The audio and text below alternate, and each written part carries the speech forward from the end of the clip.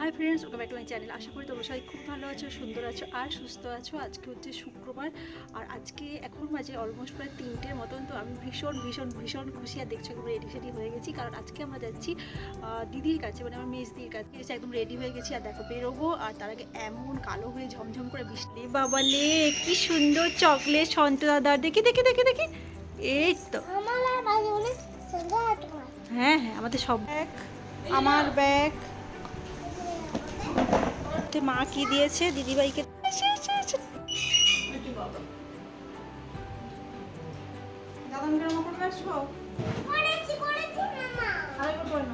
তারা কে?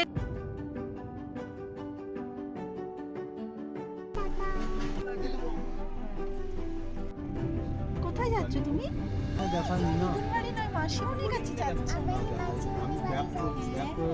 বেরিয়ে পড়েছি আর মাকে ধরবো যেতে যেতে রাস্তায়। রাস্তায় ইলিশ মাছও পেলাম, বেশ টাটকা টাটকা নিয়ে নিলাম, আর মাকেও তুলে নিয়েছি। এবার আমাদের লম্বা রাস্তা, প্রায় 5-6 ঘন্টা। এখন যাই হোক বৃষ্টিটা একটু কমেছে আর একটু আকাশটা পরিষ্কার।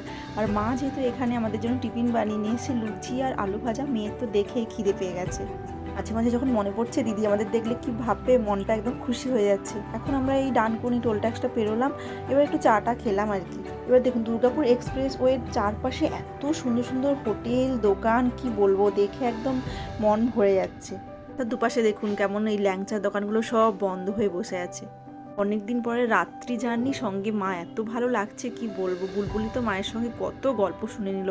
আর ওই যে দুর্গাপুরের যে জাংশন মলটা, ওটা পেয়ে এলাম। এবার চলে এলাম আমরা দিদিদের বাড়ির রাস্তাতে, আর ওইদিকে চলে গেছে ধানবাদ। তো দিদিদের বাড়ির গলিতে ঢুকলাম, মা দিদিকে ফোন করছে, এত এক্সাইটেড লাগছে কি বলবো। তো আমরা এক্সাইটমেন্টে দিদির বাড়িতেই চলে এলাম লিফটে করে। দেখো দিদি কেমন দেখছে, আর খুশিতে সন্ট তো ছুটে এসছে। আর দাদার জন্য আগে গিফটটা দিয়ে দিতে হবে। এইগুলো শাশুড়ি মা পাঠিয়েছে, এগুলো সব মা নিয়ে এসছে মনে করে করে মেয়ে আর জামাইয়ের জন্য কি কি পছন্দ করে। সত্যি বাড়ির বাইরে থাকলে না বোঝাই যায় যে বাড়ির ছোটোখাটো জিনিস কত ইম্পর্টেন্ট আমাদের লাইফে। এইসব আচারের ডিব্বা, তেলের প্যাকেট, গুড়ের প্যাকেট, ঘিয়ের প্যাকেট সব একসঙ্গে।